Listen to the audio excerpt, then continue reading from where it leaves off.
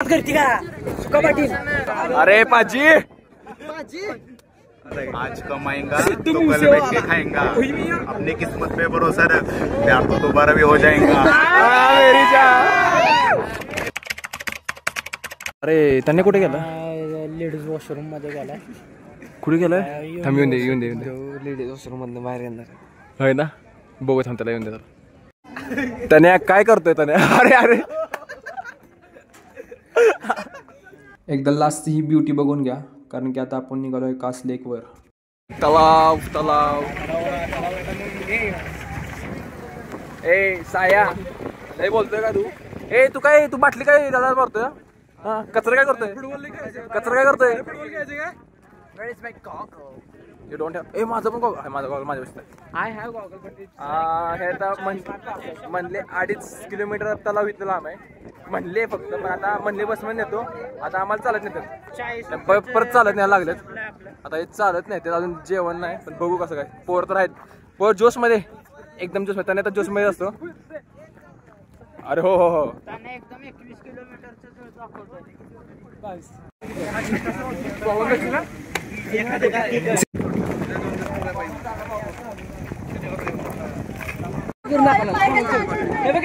करून दाखवा दाखवा.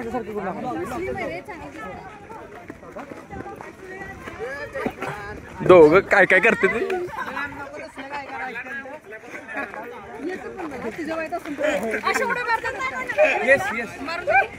हा दाखवा तन्या.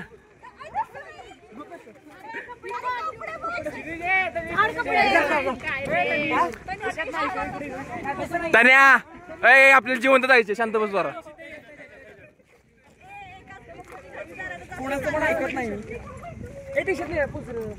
लेक लेक लेक बक्षीस चालले बघा वाड्याचे. गाडी बघ. अरे अरे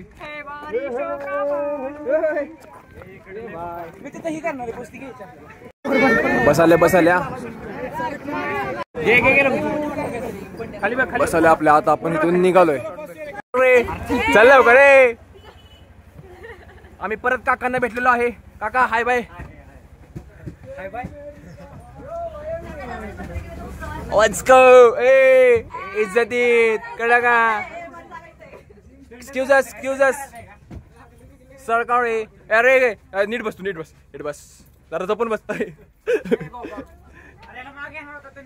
या ना इथं बस ना.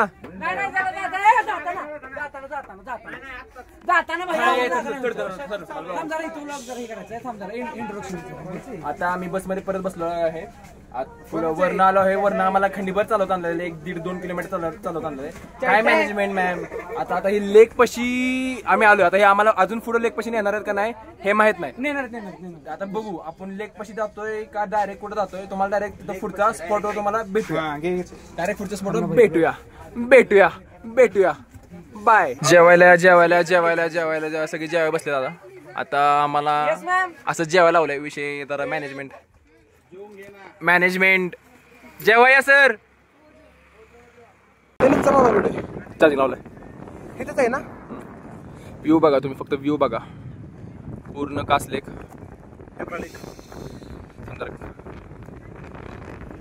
आता जेवण झालंय. पोट भरून जेवण झालंय सगळ्यांनी.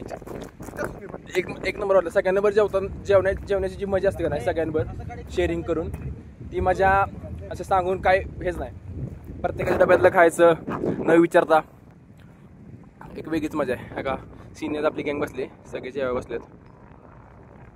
हे कास लेक.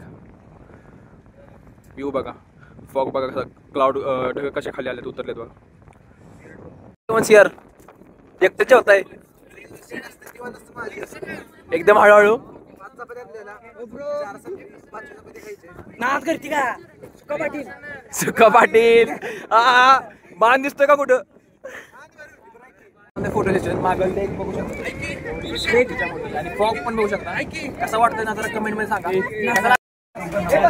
तर काय आता आपला फोटोशूट झालेला आहे. मगाशी क्लिप घेतली सांगितलं आम्ही तलावापाशी फोटोशूट करत होतो. तर ते फोटोशूट झालाय. आमचा आयन बाय, तन्या बाय, वेदन भाई, यश भाई, रोशन भाई, सगळे भाई. तर आता इथून आम्हाला कुठेतरी जडवून येतात. बघू काय मॅनेजमेंट आहे, बघूया. तिथं पोचलो तुम्हाला तिथं पोचलं की मला आता दाखवते. पोचलं की क्लिपमध्ये घेतो. Bye bye.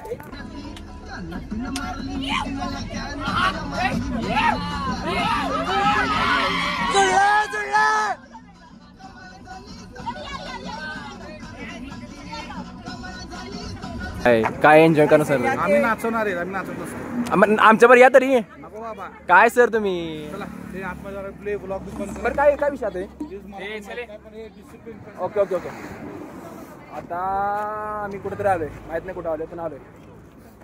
कुठं आलोय थांबा. इथं प्रकृती आयुर्वेदिक रिसॉर्ट.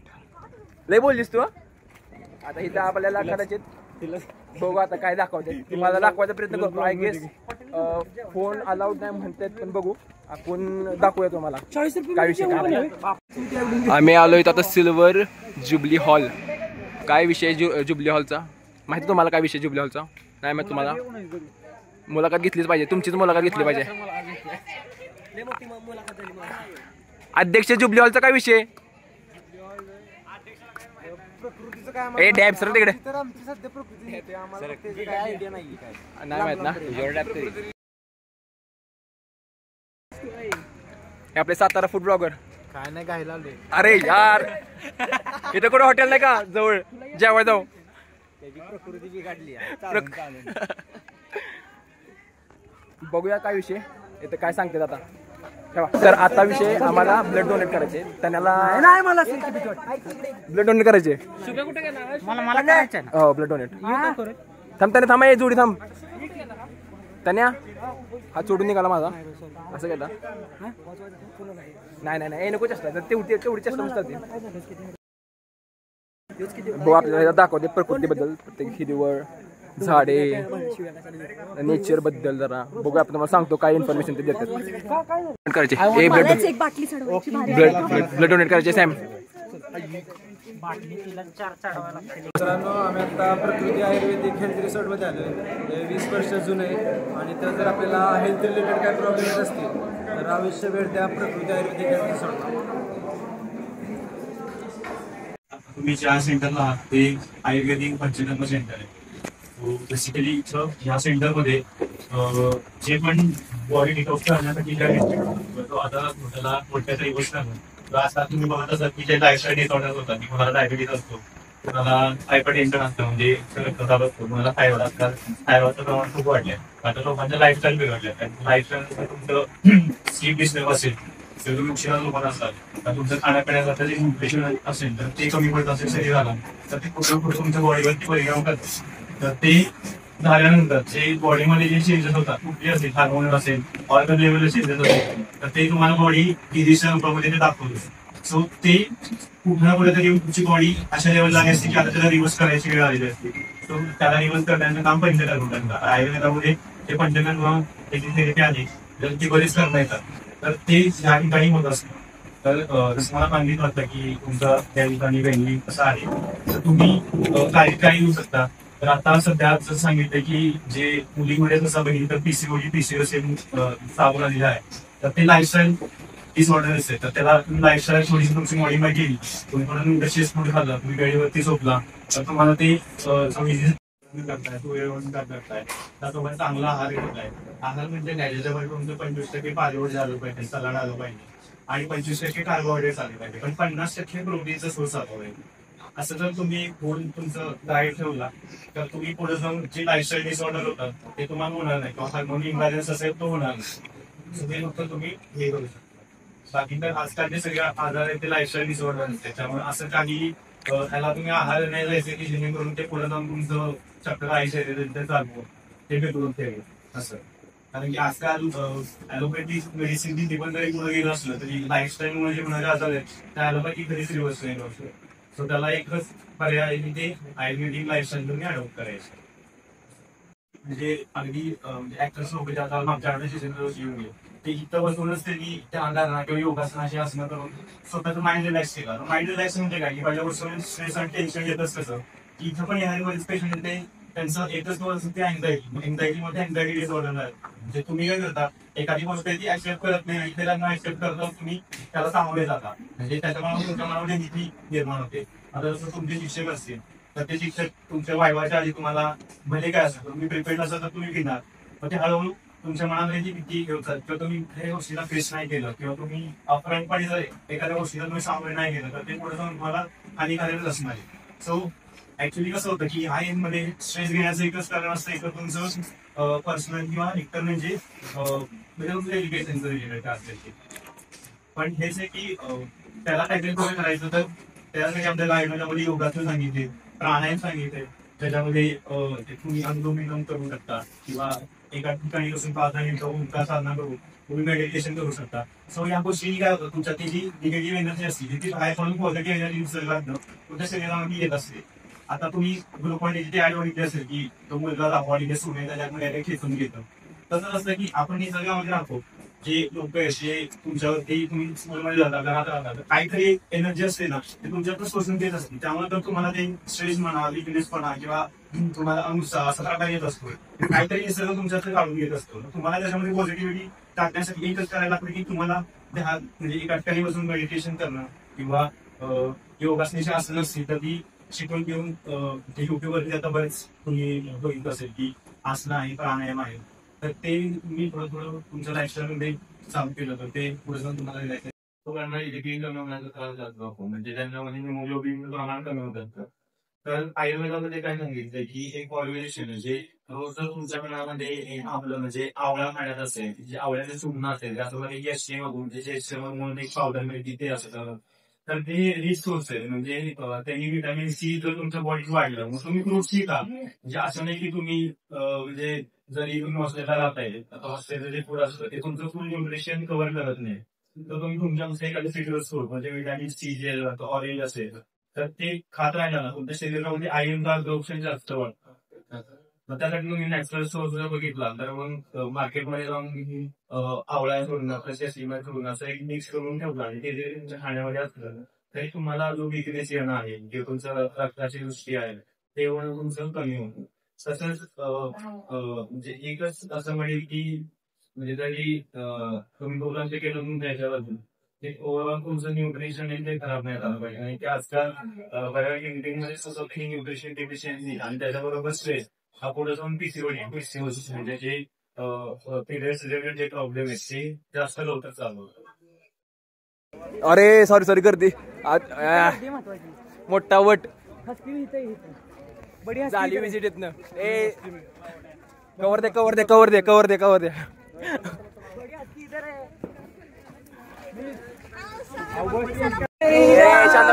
शांत बसा. आता आमची ती आयुर्वेदिक मधनं आम्ही आलेलो आहे बाहेर. आता एका बस मध्ये ज्युनियर आणि सिनियर एकत्र आहे. आमचा पर्यटन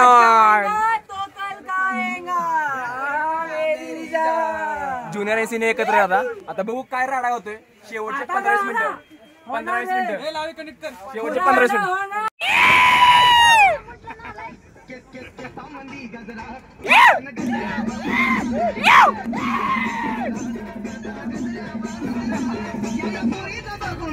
बघून घ्या.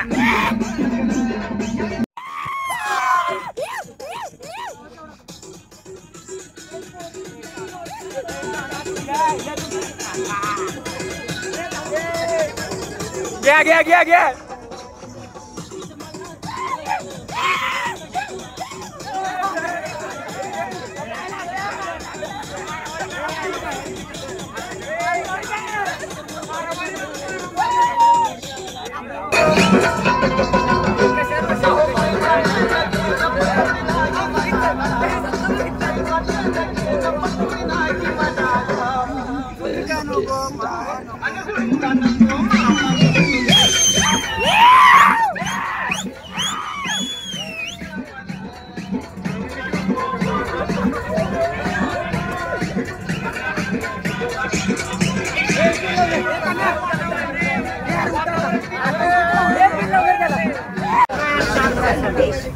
चार दिवसात बघा सातारा बघा. डोंगरात जाता घाटात सातारा बघा आहे का एवढी हिरवळ.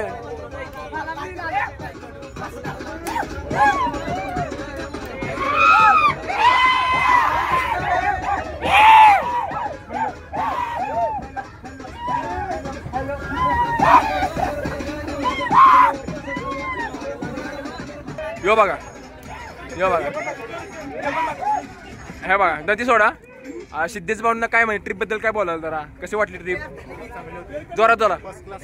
हा जरा अजून थोडंफार काय, तुम्हाला काय कशी वाटली ट्रिप? एन्जॉय केला? मुलं बघितली, पाखरं बघितली, फुल पाखरू बघितलं. हा जरा व्ह्यू बघा तुम्ही. सातारा बघा फक्त, सातारा बघा. सातारा बघितलं या डोंगरात घाटातनं बघितलं का सातारा?